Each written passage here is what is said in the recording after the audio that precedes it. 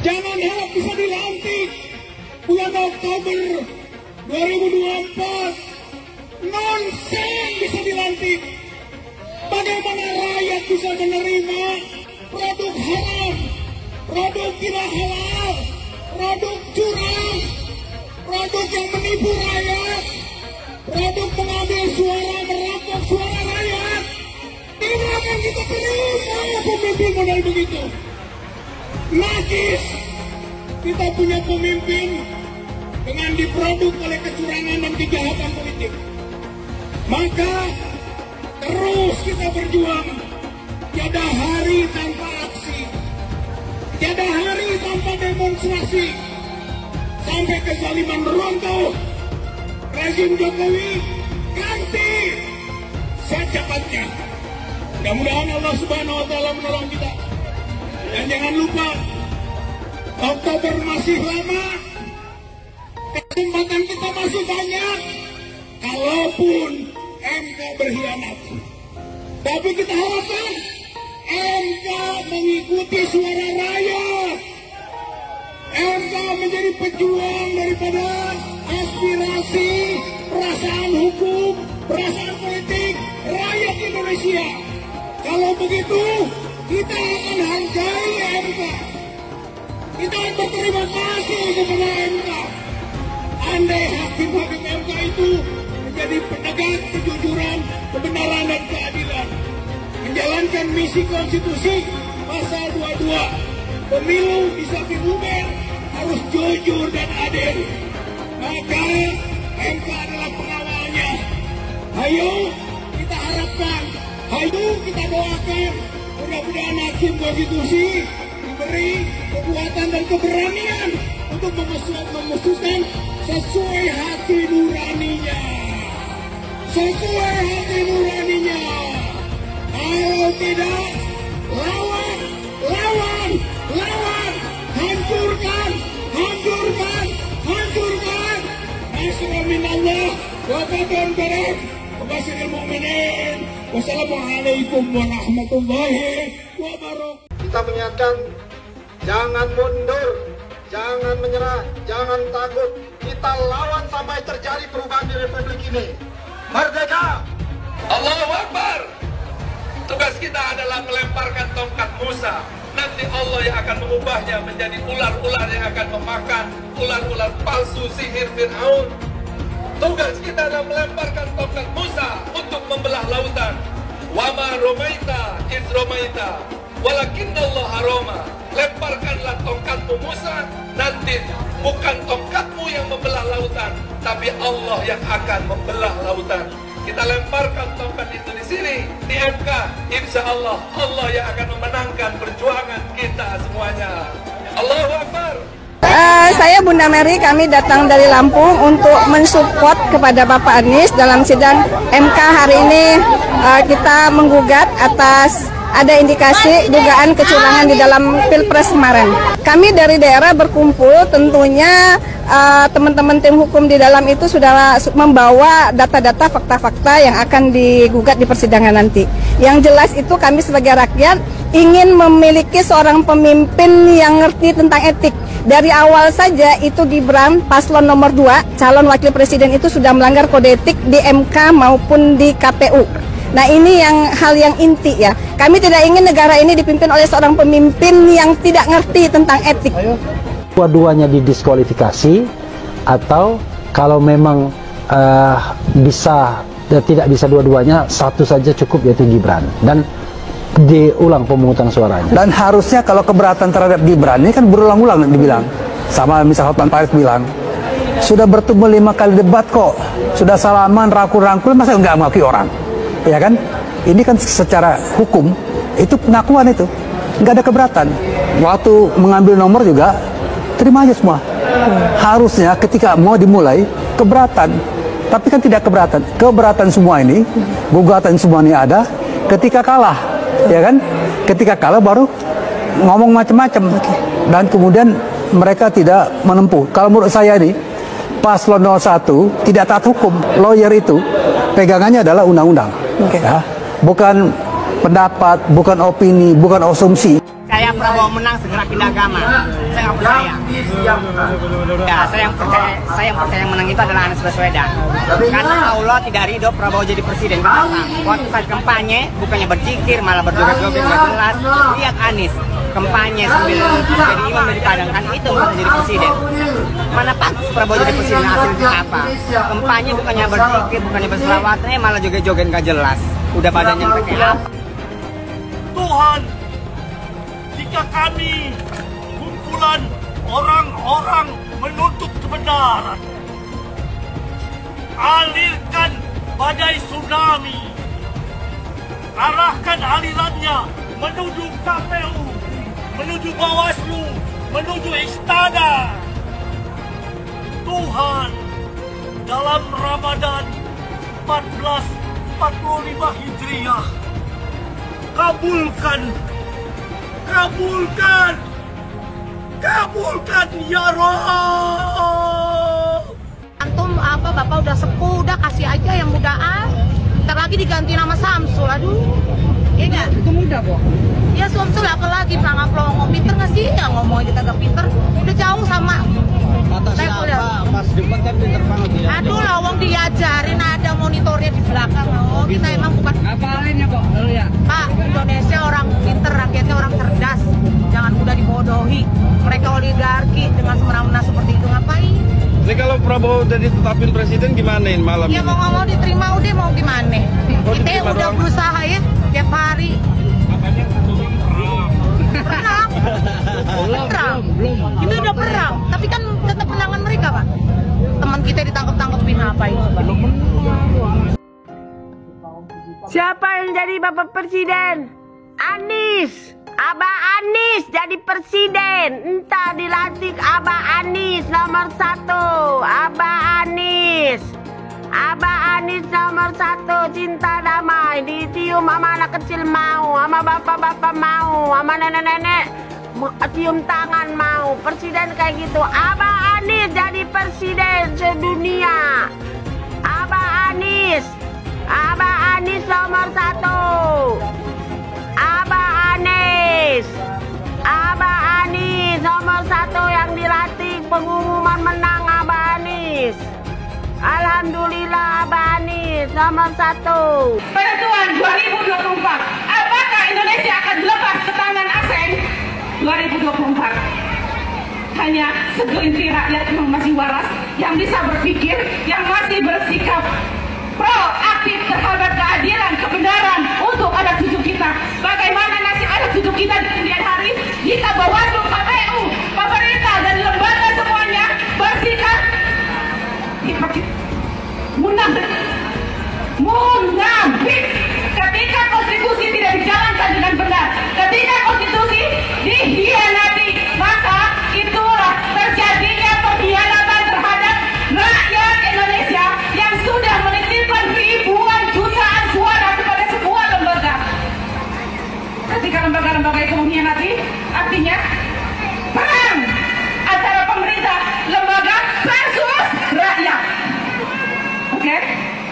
Ketika semua dihianati, artinya rakyat perang terhadap lembaga-lembaga, terhadap pemerintah yang mencoba mengkhianati rakyat. Kami cabut mandat Anda. Kami cabut mandat Anda karena kami sudah menitipkan suara Anda, suara kami kepada Anda. Ketika Anda hianati, kami cabut, kami ambil, karena itu adalah hak kami. Itu suara kami, suara murni kami. Bawaslu, tinggal beberapa hari lagi Anda kawal KPU. Jika pada endingnya KPU ternyata benar-benar berpihak kepada yang tidak benar, Anda berhadapan dengan rakyat. Kita berharap pada hak angket. Pertanyaannya, hak angket apakah akan tergulir dengan baik? Kita lihat dan akan kita kawal. Setelah itu, jika semua itu tidak terjadi, maka Jokowi harus mundur dengan terhormat, atau terpaksa Anda kami mundurkan dengan parlemen jalanan. Oke, terima kasih saya. Istiqomah. Assalamualaikum warahmatullahi wabarakatuh. Pilpres sudah sebulan lalu dan Pak Anies masih menyindir Pak Prabowo, tapi itu haknya Pak Anies. Saya hanya ingin menambahkan informasi. Pertama, di era demokrasi Pak Prabowo pernah merasakan menjadi oposisi selama 10 tahun, sedangkan Pak Anies belum pernah menjadi oposisi. Kedua, salah satu prestasi Pak Prabowo saat menjadi oposisi adalah memberikan rekomendasi, mendukung, membiayai ribuan orang untuk menjadi kepala daerah, termasuk salah satunya adalah Pak Anies Baswedan, sehingga beliau bisa menjadi gubernur DKI Jakarta. Jadi, jauh lebih dulu Pak Anies menjadi pejabat pemerintahan ketimbang Pak Prabowo. Pak Anies jadi menteri selama 2 tahun, jadi gubernur selama 5 tahun. Semua jabatan itu dinikmatinya di era demokrasi, di zaman Pak Jokowi. Bahkan, saat Pak Anies sudah jadi menteri, jadi gubernur, Pak Prabowo masih menjadi oposisi. Makanya aneh, orang yang lebih banyak menikmati kerja-kerja kader partai, belum pernah menjadi oposisi, tetapi menilai kinerja orang lain soal oposisi. Pak Prabowo bukan tidak tahan jadi oposisi, tetapi Pak Prabowo dan Pak Jokowi ingin menjaga keutuhan NKRI. Saya heran juga mengapa Pak Anies tidak suka dengan rekonsiliasi atau kembalinya hubungan baik antara Pak Jokowi dan Pak Prabowo. Terima kasih.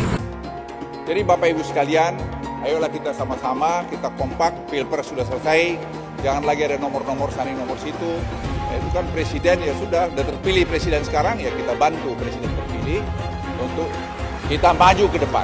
Melindungi ini, jangan nanti pemerintahan yang akan datang, ada oknum-oknum di sana lagi pengen tidak terjadi. Karena orang suka kekacauan itu di mana dia bisa hidup di sana. Kita jangan, kita harus bikin negeri kita yang tertib. Perempuan-perempuan Sobat Anies mengharapkan agar terjadi pemilu dengan jujur, adil, langsung, umum, bebas, dan rahasia. Dan mengharapkan segenap aparat untuk mengkondisikan pemilu 2024 dengan baik. Jangan pernah memicu kemarahan rakyat. Jangan salahkan rakyat. Curang, bang! Curang, bang! Curang, bang! Takbir! Allahu Akbar! Kita tetap berjuang. Kita sampai titik darah penghabisan. Jangan mengira kalau ini adalah kemenangan dan kemenangan. Enggak, kita nggak akan terima. Rezimnya biadab, rezimnya nggak cinta rakyat, rezimnya jahat, pengkhianat rakyat. Demi Allah, demi Rasulullah, aku nggak ridho. Ya Allah, tunjukkan kebesaran-Mu, ya Allah, kumpai aku. Hamba berjuang dari 2014. Tunjukkan kebesaran-Mu, ya Allah. Kalau emang dia punya kuasa, pasti menang. Pasti menang, kumpai aku. Pak Jokowi, Bapak itu presiden siapa sih? Kok Bapak nggak sayang sama rakyatnya? Beras naik, segala naik, pajak naik. Bapak tuh kalau berhutang itu kira-kira mikirin dong. Kita rakyat generasi akan datang, Pak, anak cucu saya. Jokowi mundur! Yang akan membayar hutang-hutang Bapak. Kalau bansos atas nama Bapak, pakai gambar Bapak. Tapi saatnya hutang ke negara, atas negara, atas rakyat. Nah, ya deh. Turun, Bapak harus punya rasa malu dong. Ya Allah, ya nggak punya rasa malu, tidak punya rasa bersalah. Bapak tuh pura-pura nggak ngerti, itu pura-pura on, itu pura-pura wong besok. Bapak itu pura-pura pelangak pelongok, padahal Bapak itu mematikan rakyatnya, Pak. Kasihan rakyat ini, jangan pura-pura pelangak pelongok. Aku nggak tahu, kalau ditanya aku nggak tahu. Masa seorang presiden nggak tahu segala sesuatu permasalahan yang ada di negeri ini? Rakyat, Pak, turun aja Bapak. Nggak punya malu, Bapak ini. Kasihan Pak pada pejuang 45 yang sudah memerdekakan negeri ini. Menangis itu para arwah-arwahnya. Masih Bapak teh seluruh rakyat Indonesia dari Sabang sampai Merauke, Pak. Semua itu rakyat. Kami sudah muak dengan pemilu curang. Kami datang ke sini sebagai rakyat sipil bergerak. Kami cinta yang namanya keadilan. Kami cinta namanya perubahan. Kami muak dibohongi, dicurangi. Dengan siapa? Tanyakan sendiri dengan hati kalian. Pengen perubahan, tapi kalau diajak bergerak untuk menegakkan keadilan di kantor KPU, KPU itu curang.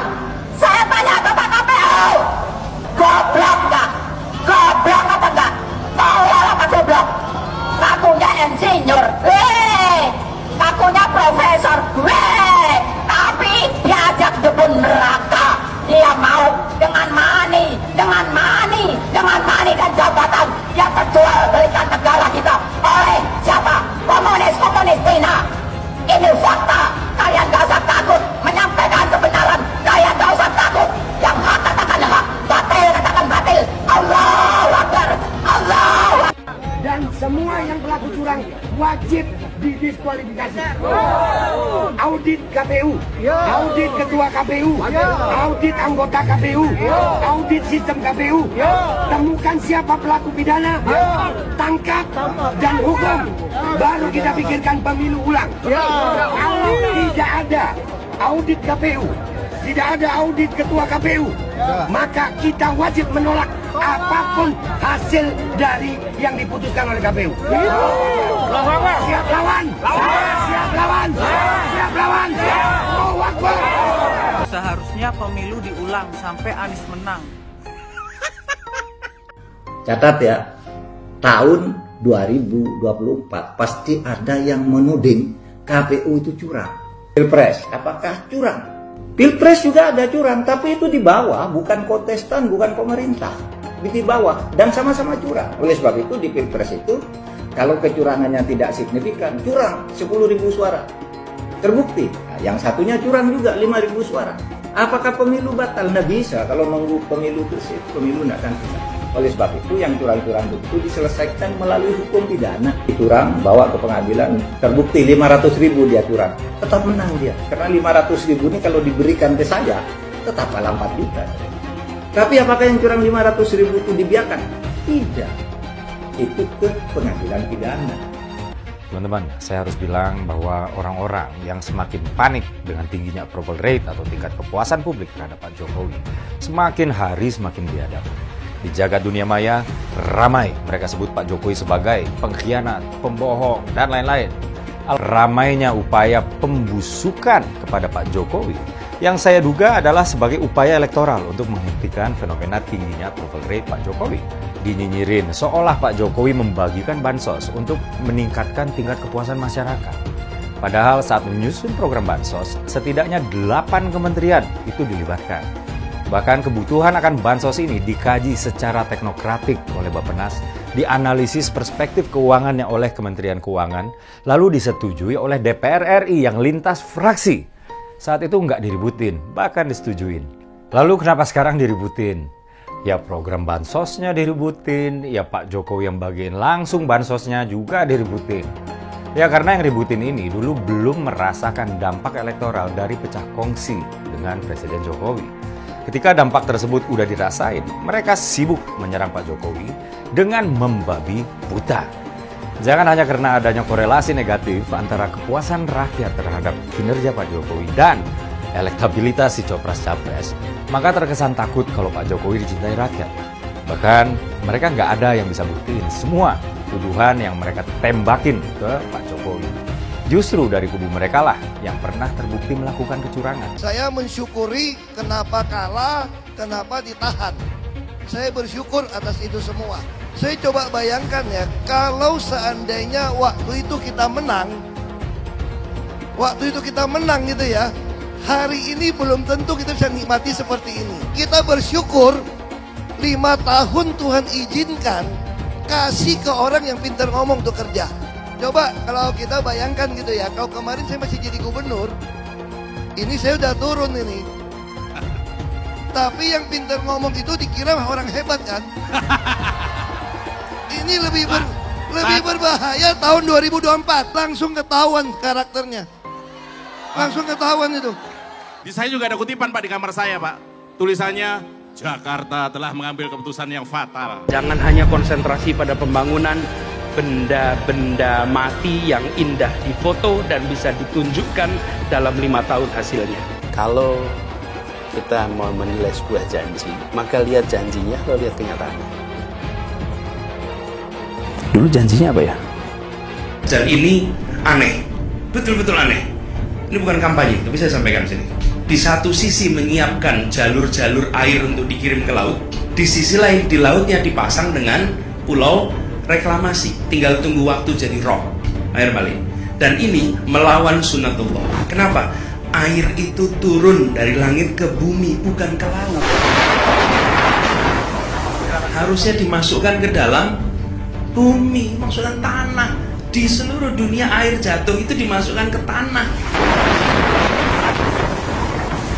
bukan dialirkan pakai gorong-gorong raksasa ke laut. Jakarta telah mengambil keputusan yang fatal. Bukan banjir, itu memang parkir air. Bukan banjir, itu memang parkir air. Masyarakat berkeliling dengan membawa toa untuk memberitahu semuanya, termasuk sirine. Aibon 82 miliar. Apa alat transportasi yang dimiliki oleh hampir setiap orang? Alat transportasi yang dimiliki semua orang adalah kaki. Kalau seandainya orang Jakarta percaya Pak Anies jadi gubernur pun, saya berani jamin kok dia akan lakukan normalisasi yang sama seperti saya lakukan kok. Gak usah bohong lah. Jadi ketika air sampai di muara, maka siap untuk dipompa ke laut. Pancasila Soekarno, ketuhanan ada di pantai. Anak Tuhan dari mana? Kalau Yesus anak Tuhan, bidangnya siapa?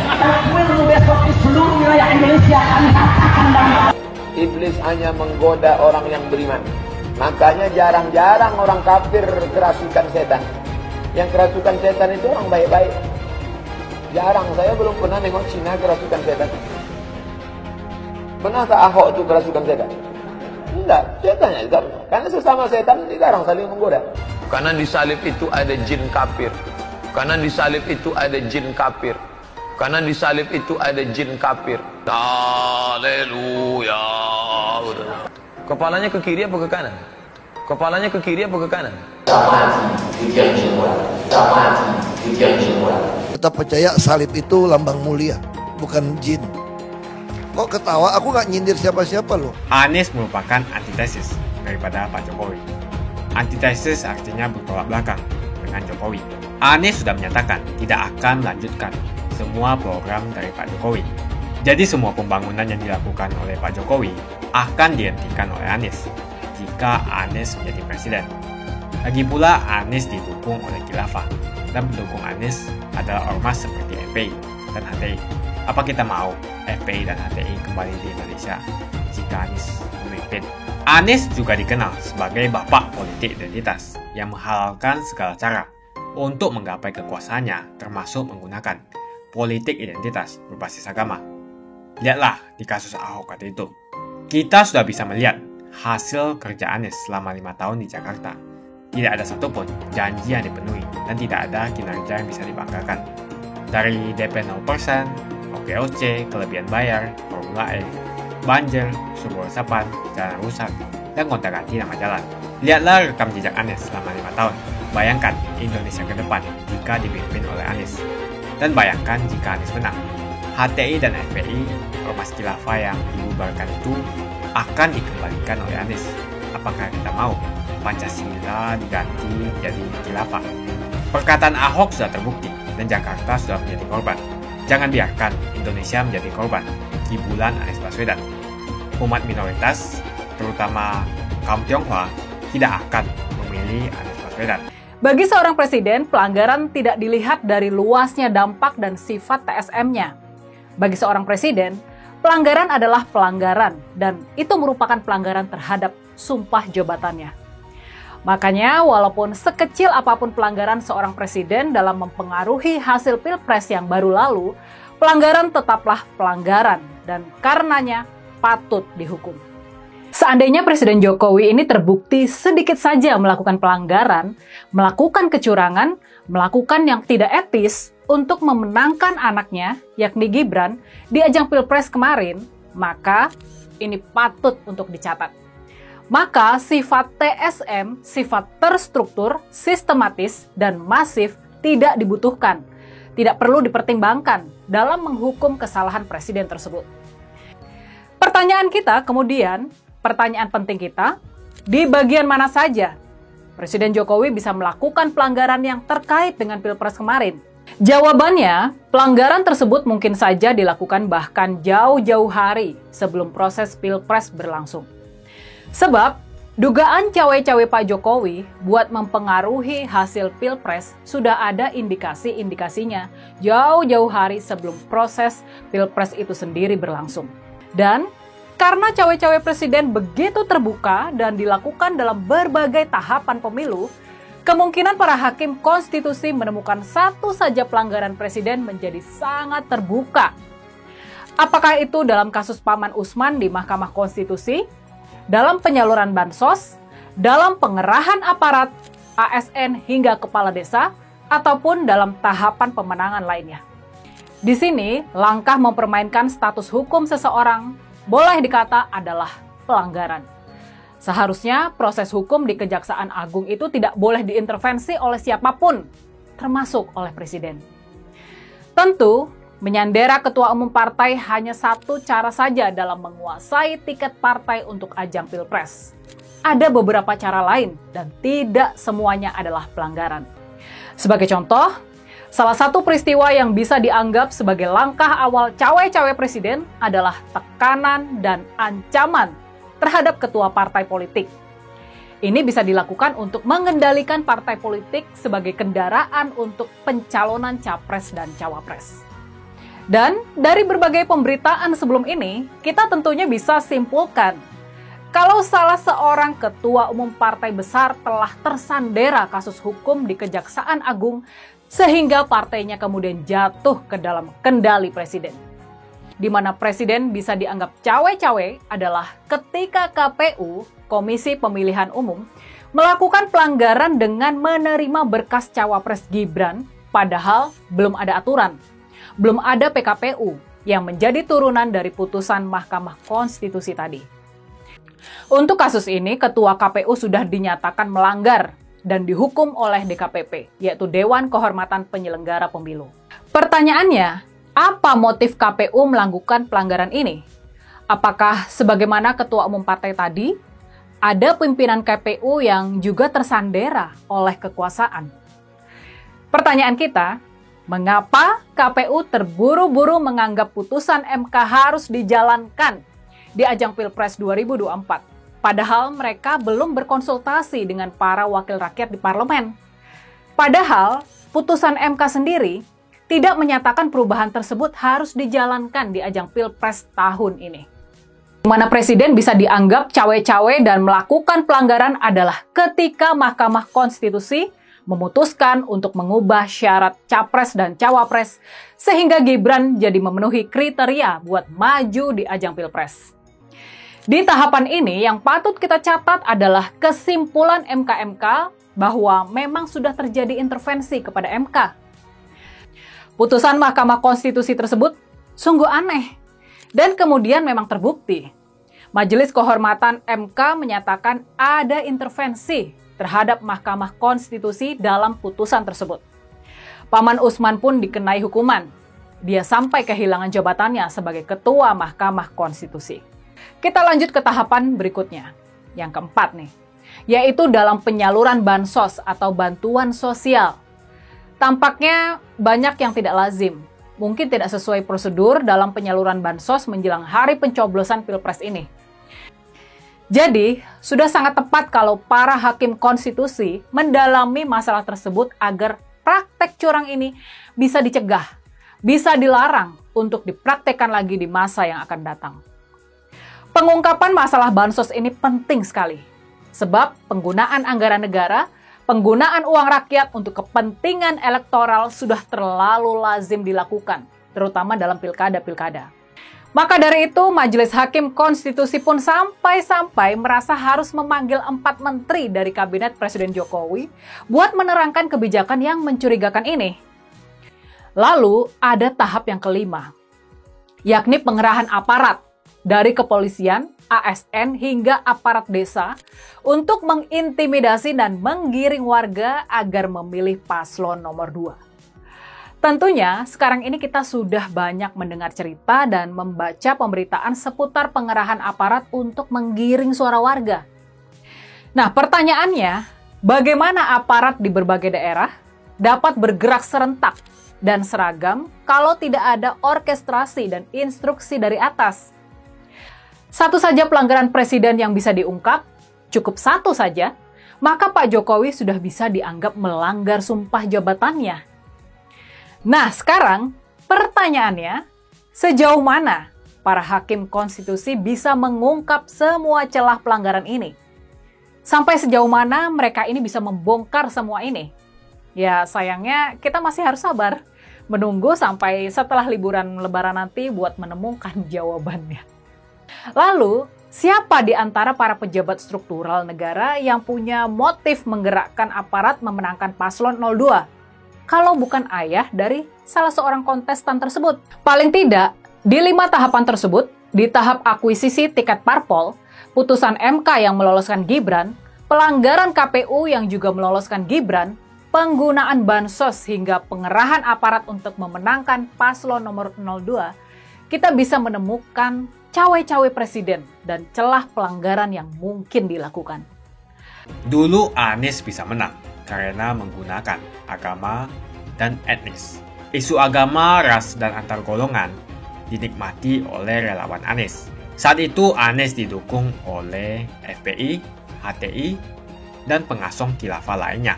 Pada akhirnya Ahok harus kalah, namun kekalahan dia adalah kekalahan yang membuka mata rakyat Indonesia bahwa masih ada orang-orang yang menang dengan cara menggunakan politisasi agama atau politik identitas berbasis agama. Ternyata banyak sekali orang yang dengan mudah terhasut lewat jalan-jalan seperti itu. Relawan Anies terutama dari FPI, HTI, PA212 seperti Bahar Smith dan Rizik Syihab selalu menghujat Cina, etnis Cina. Tapi saat ini negara Cina sudah menjadi nomor 1 di dunia. Saya bangga sebagai Cina. Etnis Tionghoa dicap sebagai pemberontak, sedangkan etnis Arab dianggap sebagai Tuhan atau tuan dari pribumi. Etnis Arab dipuja-puja dan dianggap sebagai dewa. Lihat saja Rizik Syihab dan Bahar Smith dipuja-puja, padahal mereka mengujar kebencian. Pengasong khilafah seperti Rizik Syihab, Bahar Smith, dan teman-teman, mereka hanya buat gaduh di Indonesia.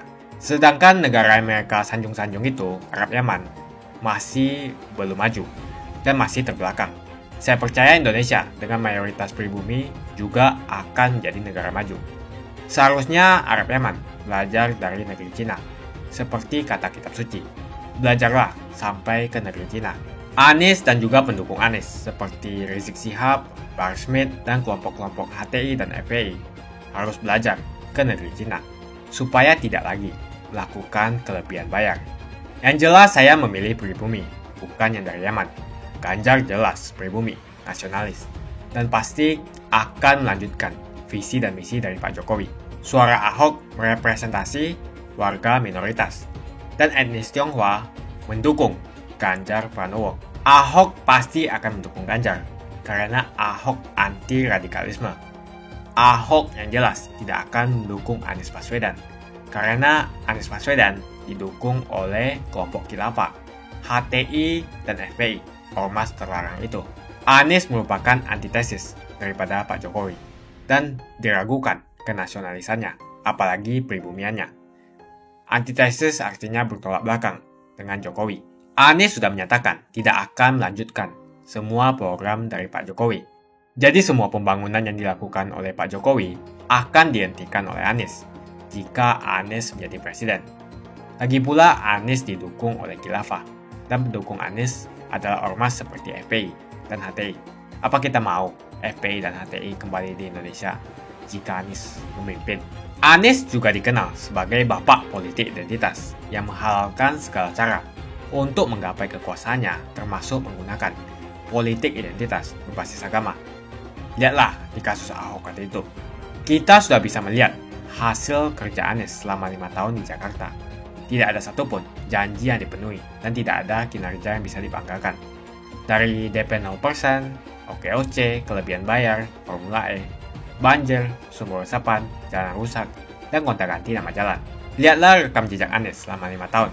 Bayangkan Indonesia ke depan jika dipimpin oleh Anies. Dan bayangkan jika Anies menang. HTI dan FPI, ormas khilafah yang dibubarkan itu, akan dikembalikan oleh Anies. Apakah kita mau Pancasila diganti menjadi khilafah? Bagian Indonesia Timur yang mayoritas non-muslim seperti Bali tidak akan setuju dengan khilafah atau sistem khilafah. Mungkin Indonesia akan bubar jika Anies menjadi presiden. Perkataan Ahok sudah terbukti dan Jakarta sudah menjadi korban. Jangan biarkan Indonesia menjadi korban kibulan Anies Baswedan. Umat minoritas, terutama kaum Tionghoa, tidak akan memilih Anies Baswedan. Saya yakin karma Ahok mengejar Anies Baswedan. Dulu Anies memainkan politik identitas kepada Ahok. Sekarang Anies dipertanyakan kepribumiannya karena dia teriaman. Itu saja opini saya hari ini. Tuliskan opini kalian tentang Anies Baswedan. Jika kalian setuju dengan pendapat saya di video ini, pastikan kalian menekan like di video ini dan bagikan video ini ke teman dan family Anda supaya mereka semua mengetahui tentang informasi ini.